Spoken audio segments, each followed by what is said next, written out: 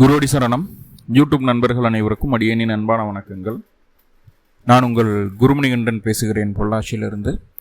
திருக்கணித பஞ்சாங்கத்தின்படி வரக்கூடிய மே மாதம் மீனராசி அன்பர்களுக்கு என்ன மாதிரியான பலன்கள் நடக்க காத்திருக்கு அப்படிங்கிற விஷயத்தை அந்த பதிவில் பார்க்க போகிறோம். பாசிட்டிவ் நெகட்டிவ் ரெண்டுமே பார்த்துடலாம். நெகட்டிவ் ஏதாவது இருக்குது அப்படின்னா அதை எப்படி பாசிட்டிவாக மாற்றிக்கிறது, அதற்கான வழிபாட்டு முறைகள் என்ன, அதை எப்படி செய்யணும் அப்படிங்கிற எல்லா விதமான விவரங்களையும் விரிவாக தெளிவாக டீட்டெயில்டாக அந்த பதிவில் பார்த்துடலாம். முதல்ல இந்த மாத துவக்கத்தில் என்ன கிரகநிலைகள் மீனராசிக்கு இருக்குது, மேலும் இந்த மாதத்தில் என்னென்ன கிரகங்கள் பயிற்சி ஆகுது, அந்த கிரக பயிற்சியால் ஏற்படக்கூடிய மாற்றங்கள் என்னென்ன, இதன் அடிப்படையில் தான் அந்த பதிவானது பதிவு செய்யப்படுது.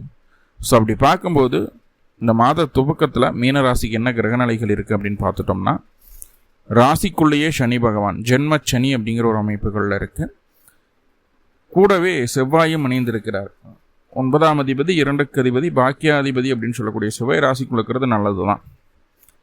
ராசிக்கு 2ஆம் இடத்துல 6ஆம் அதிபதியான சூரியன் உச்சம் பெற்று அமர்ந்திருக்கக்கூடிய ஒரு சூழ்நிலை. கூடவே புதன் பகவான் இருக்காங்க. 7ஆம் அதிபதி 2, 4ஆம் அதிபதி 2. ஸோ நல்ல விஷயம்தான், அது நெகட்டிவாக சொல்றதுக்கு இல்லை. ராசிக்கு 3ஆம் இடத்துல சுக்கிரன் முழு பலம் பெற்று அமர்ந்திருக்கக்கூடிய ஒரு சூழ்நிலை. 3ஆம் இடம் தைரிய வீரியஸ்தானம், அங்கே சுக்கிரன் இருக்கலாம் தாராளமாக. என்ன அவரே அட்டமாதிபதியாக இருக்கிறதுனால சில குறைகளும் உண்டு. என்ன ஏதுங்கிறத டீட்டெயில்டாக பார்க்கலாம்.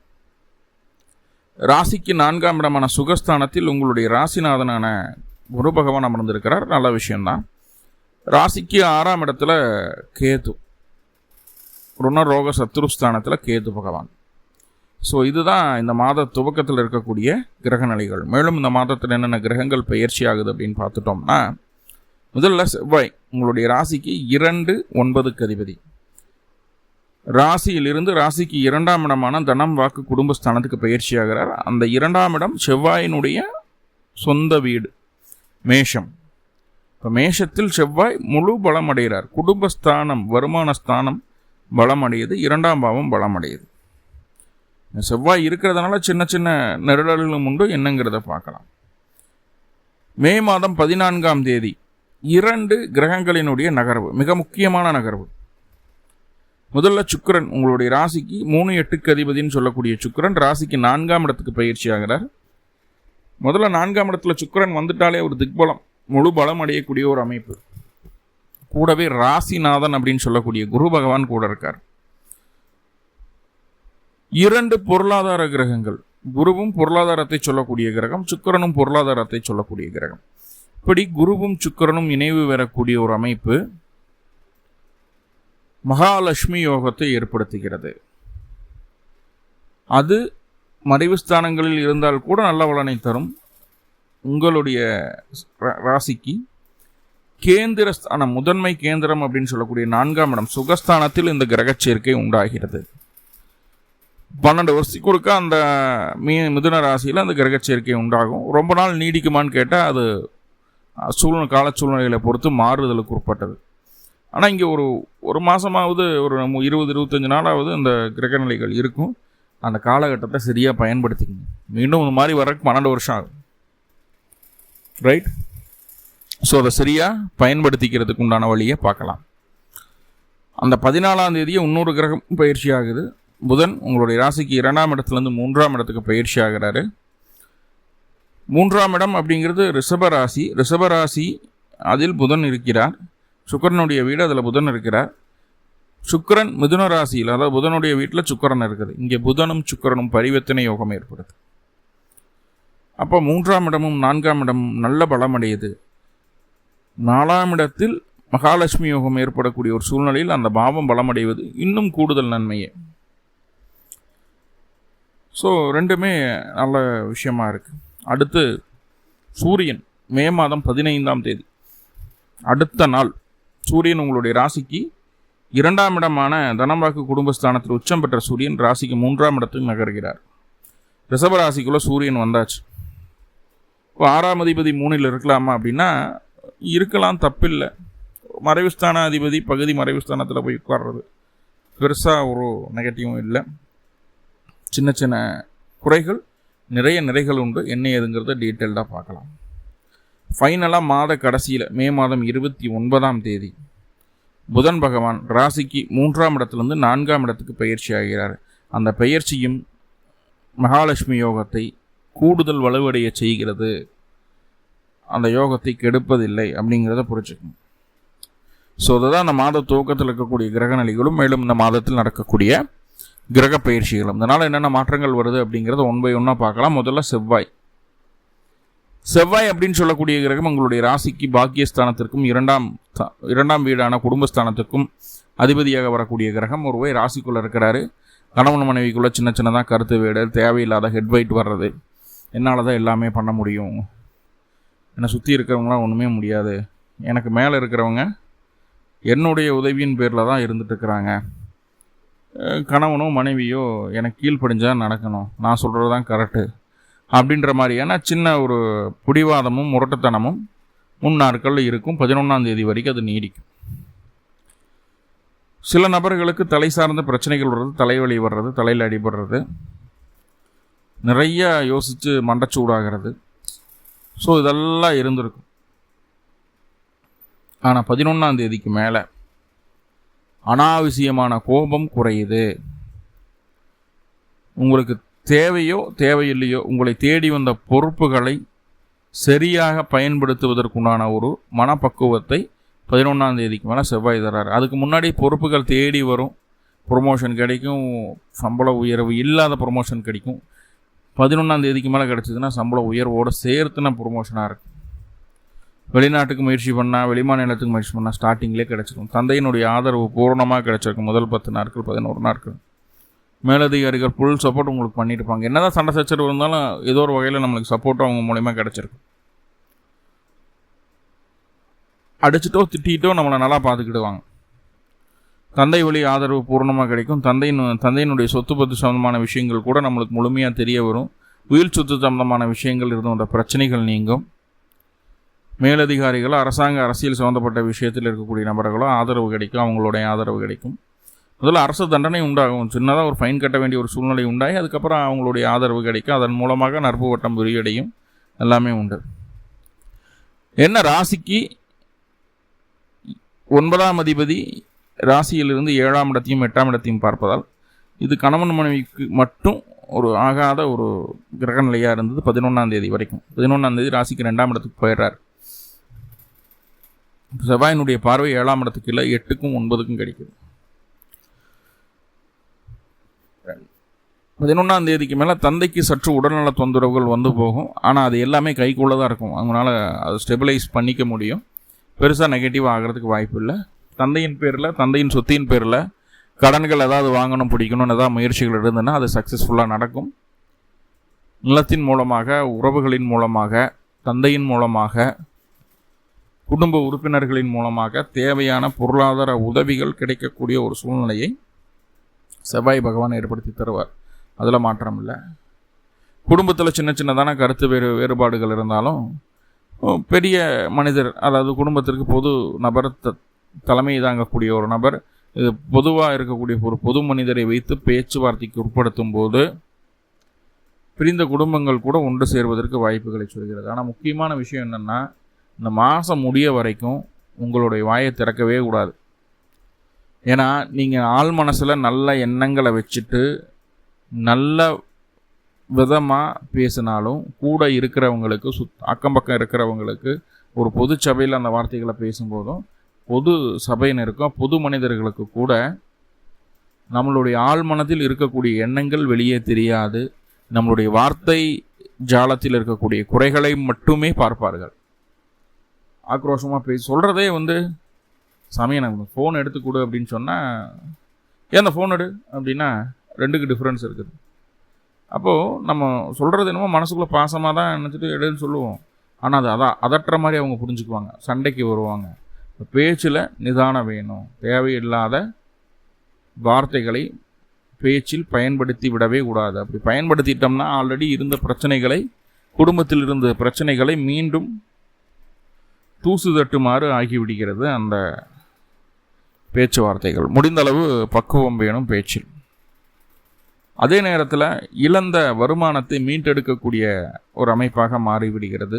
எங்கெல்லாம் உங்களுக்கு பிஸ்னஸ் ஆப்பர்ச்சுனிட்டி இருந்து அதன் மூலமாக வருமானம் இல்லாமல் இருந்தோம், இல்லை ரொம்ப நாளாக வேலை செஞ்சுட்டே இருக்குது, அதன் வருமானமே இல்லை, அது சம்பளம் கொடுக்க மாட்டேங்கிறானுங்க, 7-8 மாதம் பெண்டிங் ஆகி போச்சு, ஒரு பிஸ்னஸ் பண்ணால் பிஸ்னஸ்லேருந்து வர வேண்டிய தொகை இன்னும் வராமல் போயிட்டுருக்கு. ஸோ இந்த மாதிரி விஷயங்கள், தொழில் ரீதியாக இந்த மாதிரி விஷயங்களில் இருந்து வந்த வருமான தடைகள் நீங்கும். தேடி கொண்டு வந்து கொடுத்துட்டு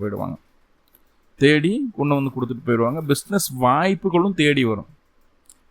எப்போது நம்ம ஏதோ ஒரு இடத்துல ஒரு சின்ன உதவிகள் செய்திருப்போம், அப்போ உதவி வாங்கப்பட்ட நபர் கொஞ்சம் கீழே இருந்திருப்பார், பொருளாதார ரீதியாக ஏதோ ஒரு வகையில் கீழே இருந்திருப்பார்.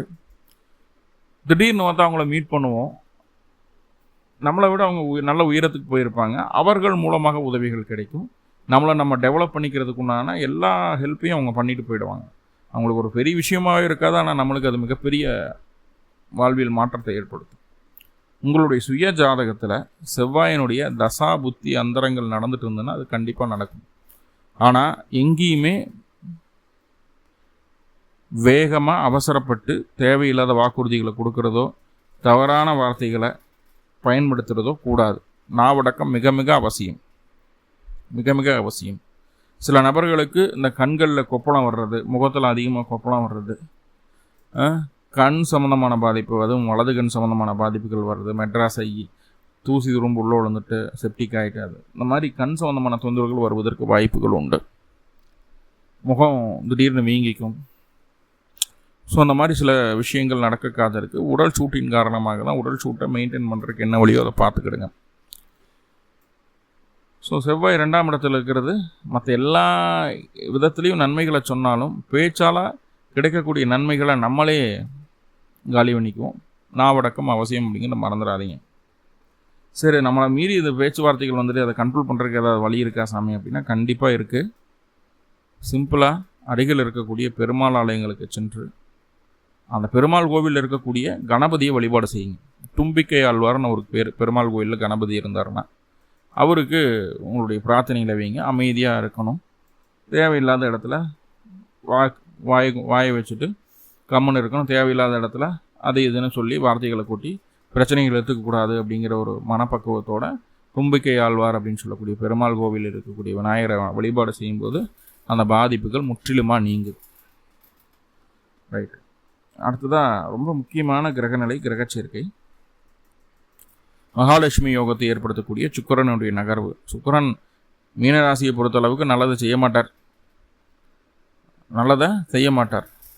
குருவோடோ சந்திரனோடோ செவ்வாயோடோ அந்த சுக்கிரன் தொடர்பு பெறவில்லை என்றால் மீனராசியை பொறுத்தளவுக்கு சுக்கிரன் மிகப்பெரிய பாவி. ஆனால் போய் சேர்றது இப்போ குருவோட 4ஆம் இடத்துல குரு, சுக்கிரனும் திக்பலம் அடையுது, புதனோட பரிவர்த்தனையும் ஆகுது. வீடு, நிலம், வண்டி, வாகனம், சொத்து, சுகம் சம்பந்தமாக எந்த விதமான பிரச்சனைகள் இருந்தாலும் இந்த 14ஆம் தேதிக்கு மேலே அது உங்களுக்கு இருக்காது. அதுக்கான முயற்சிகளை ஸ்ட்ராங்காக செய்தீங்கன்னா போதுமானது. அதே போல் உடல் ரீதியான தொந்தரவு எவ்வளவு இருந்தாலும் அந்த தொந்தரவுகள் சரியாகுது. உடலில் இருக்கக்கூடிய நோய் படிப்படியாக குறையுது. உடல் ஆரோக்கிய நிலையை நோக்கி நகர ஆரம்பிக்குது. அதுக்கான ஃபஸ்ட்டு விதை அந்த 14ஆம் தேதிக்கு மேலே போடுவீங்க. சார், சுக்கிரன் குருவும் சேர்ந்ததையுமே எனக்கு இருக்கிற நோயெல்லாம் ரெடி ஆகிடுமா? அவனுக்கு சுகர், ப்ரெஷர் இருக்கும், தைராய்டு பிரச்சனை இருக்கும், அது உடனே ரெடி ஆகாது. ஆனால் சுகர், ப்ரெஷரு, தைராய்டெல்லாம் வந்து அந்த சுக்கிரன் குரு சேர்ந்தாலே உடனே ரெடி ஆகிடுமான்னு கேள்விகளெல்லாம் கேட்பாங்க ஃபோன் பண்ணி. இந்த மாதிரிலாம் கேட்குறாங்க. நாம் என்ன சொல்கிறோம் அப்படின்னா, அது சரியாவதற்குண்டான சரியான மருத்துவ முறையோ, சரியான மருத்துவரையோ, சரியான மருந்து மாத்திரைகளையோ, சரியான வாழ்வியல் உணவு முறைகளையோ மாற்றங்களையோ, இல்லை ஏன் இந்த வியாதி வந்தது, எதை பண்ணால் சரியாகும் அப்படிங்கிற ஒரு சரியான ரூட்டையோ இந்த கிரகநிலைகள் உருவாக்கி நம்ம கண்ணுக்கு தெரிய வைக்கும் முதல்ல. ஸோ அதை நம்ம சரியாக குடிச்சிட்டு வந்தோம்னா உங்களுடைய உடல் தொந்தரவை நிலையை பொறுத்து ரொம்ப சீக்கிரமாக அது சரியாகும் அப்படின்னு சொல்லலாம். நிறைய பேர் வண்டி வாகனம் வாங்குவீங்க, வீடு வாங்குவீங்க, வாங்க முடியாது அப்படின்னு நினச்சிட்டு இருக்கக்கூடிய சூழ்நிலை மாறி கிடைக்கும். காசு கையில் வச்சுட்டு வீடு நிலமெல்லாம் தொலைவிட்டு இருக்கக்கூடிய நிறைய மீன ராசிகளை பார்த்துட்டேன். இந்த காலகட்டம் உங்களுக்கு அது அமையும். வாகன பழுது இல்லாமல் போகும். வாகனத்தை இயக்கும் போது இருந்த இந்த பயங்கள் நீங்கும். நிறைய பேர் ஆபரண சேர்க்கையும் உண்டாகும். விரலில் அணியக்கூடிய ஆபரணங்களுக்கு வளையல் வாங்குவோம், மோதிரம் வாங்குவோம், செயின் வாங்குவோம், ஜிமிக்கி, கமல், தோளம், இதெல்லாம் போகும். வளையல், செயின் இதுக்குள்ளே போகும். இல்லைன்னா அந்த கோல்டு காயின் சொல்லுவோம் இல்லையா, கோல்டு காயின் வாங்குவோம். ஸோ இதெல்லாம் இருக்குது. ஏதாவது ஒரு அசட்டை சேமித்து வைக்கிறதுக்கு உண்டான ஒரு சூழ்நிலையை இந்த மகாலட்சுமி யோகம் ஏற்படுத்தி தருது. தொழில் சார்ந்து இருந்து வந்த எல்லா விதமான தடைகளையும் நீக்குகிறது. குடும்பத்தில் ஒரு நபருக்கு சுபகாரியத்தை நடத்தி வைக்கிறது. சுப செலவுகளையும் ஏற்படுத்துகிறது அப்படிங்கிறது மறந்துடக்கூடாது. இப்போ யாராவது வயசுக்கு வராமல் இருக்கிறாங்க உங்கள் குடும்பத்தில், இல்லை குழந்தை பேர் இல்லாமல் இருக்கிறாங்க, திருமணமாக இந்த சுபகாரியத்துக்காக வெயிட் பண்ணிட்டு இருக்காங்க இல்லையா, அவங்களுக்கு அந்த சுபகாரியம் நடப்பதற்கு வாய்ப்புகளை இந்த கிரக நிலைகள் தந்து விடுகிறது. இதில் எந்த மாற்றமும் இல்லை.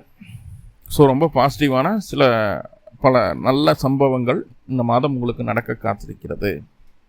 வாழ்க்கை துணையின் பேரில் சொத்து வாங்குறது, வாழ்க்கை துணைக்கு சொத்து வாங்கி கொடுக்கறது, வாழ்க்கை துணைக்கு வாகனம் வாங்கி கொடுக்கறது, அவங்களுக்கு தொழில் அமைச்சு கொடுக்கறது, இதெல்லாம் நடக்கும். வாழ்க்கை துணையை நம்ம பார்ட்னராக சேர்த்திக்கிறது நம்ம தொழிலில், இதெல்லாம் நடக்கும். அடுத்ததாக சூரியன் உங்களுடைய ராசிக்கு 6ஆம் அதிபதி 2ஆம் இடத்துல இருந்தார். முதல் 15 நாட்கள் முன்னாடியே நாவடக்குன்னு சொல்லிட்டேன். கண் சம்பந்தமான பாதிப்புகள் வரும்னு சொல்லியிருக்கேன். அதையெல்லாம் தாண்டி 15ஆம் தேதிக்கு பின்பு ராசிக்கு 3ஆம் இடத்துக்கு பயிற்சி. சகோதர வகையில் எதிர்ப்புகள் உண்டாகும். முக்கியமாக மாமனாரும் உங்களுக்கு எதிரியாக மாறுவார். அதாவது அவங்க நல்ல ஸ்டேஜில் இருக்கக்கூடிய நபராக இருந்தால் எதிரியாக மாறுவார். நம்மளுக்கு கீழே இருக்கு, நம்மளுடைய உதவியை நாடிட்டு இருக்காங்கன்னா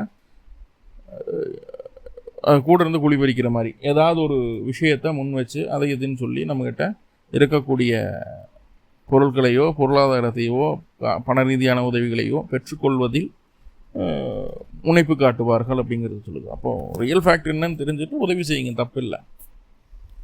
வேலையில் சில மாற்றங்களை சந்திப்பீர்கள். வேலை சம்பந்தமான மாற்றங்களுக்கு முயற்சி செய்திருக்கக்கூடிய மீனராசியாக இருந்தால் வேலை மாற்றம் கட்டாயம் உண்டாகும். கடன் 4 பக்கம் இருக்கிற கடனை மொத்தமாக ஒன்று சேர்த்தி ஒரே பக்கம் வைப்போம். கடனை சுருக்குவீர்கள் அப்படிங்கிற சொல்லுது. கடன் கட்டுவதற்குண்டான ஒரு சூழ்நிலையும் இந்த சூரியன் ஏற்படுத்தி தருவார் 15ஆம் தேதிக்கு மேலே. சரி, எதுனாலும் சிம்பிளாக ஒரு விஷயம் சொல்கிறேன். ஒரு முயற்சி இல்லாமல் எதுவுமே இல்லை இல்லையா? ஒரு தைரியத்தோட மன திடத்தோடு ஒரு முயற்சி செய்தோம்னா அது அப்போவே பகுதி வெற்றி. ஸோ அப்படிப்பட்ட மனதைரியத்தையும் துணிச்சலையும் இந்த சூரியன் தந்து விடுவார். என்னன்னா அங்கே 6 கூடையவராக இருக்கிறதுனால எது இயல்பான சாத்தியமான விஷயங்கள் அப்படிங்கிறத மட்டும் புரிஞ்சுக்கிட்டு அதில் மட்டும் ஃபோக்கஸ் பண்ணால் கண்டிப்பாக நிறைய விஷயங்களை அச்சீவ் பண்ண முடியும். இந்த மாதத்தில் வேலையிலேருந்து வந்த தொந்தரவுகள் எல்லாமே நீங்கும். சூப்பராக மாதம் கடந்து போகும். உங்களுக்கு எந்த மாற்றமும் இல்லை. ஆல்ரெடி சக்ஸஸ் பண்ணுறதுக்கு என்ன வழி அப்படிங்கிறத சொல்லியிருக்கோம். அதுக்குண்டான வழிபாடுகளையும் சொல்லியிருக்கோம். சரியாக செய்துட்டு வாங்க. தினமும் இந்த வழிபாடை செய்யலாம். தினமும் அந்த கணபதியை வழிபாடு செய்யலாம், தப்பில்லை. மேலும் உங்களுக்கு நல்லதெல்லாமே நடக்கணும்னு சொல்லி எல்லாம் உள்ள பரம்பூரில் பிரார்த்தனை பண்ணிட்டு இந்த பதிவை முடிச்சுக்கிறேன். நன்றி நண்பர்களே, நன்றி. வாழ்குளமுடன். திருச்சிற்றம்பலம்.